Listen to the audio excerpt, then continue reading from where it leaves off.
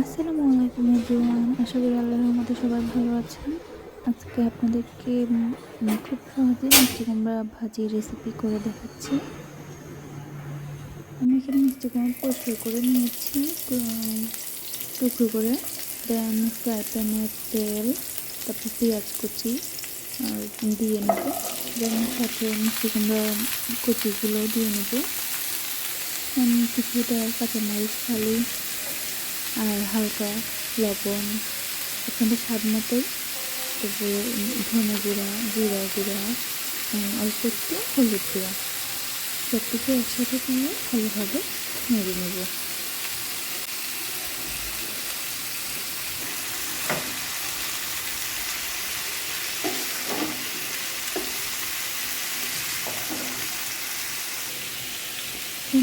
একটা তেজপাতা ফালি করে দিয়ে দেব, কিছুটা ভালো স্মেল হবে। দেন কিছুক্ষণের জন্য আমি ঢেকে রেখে দেবো 5-6 মিনিটের মতো। তারপর আবার একটু খুলে আর একটু নেড়ে নেব। কারা কারা মিষ্টি কুমড়া ভাজি খেতে পছন্দ করেন কমেন্টে জানাবেন। আবার একটু ঢেকে রেখে দেব 4-5 মিনিটের মতো করে।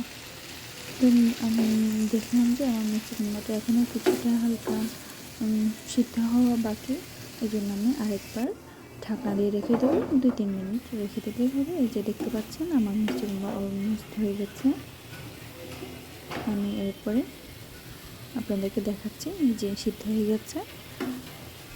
এখন পরিবেশন করে নেব। ধন্যবাদ।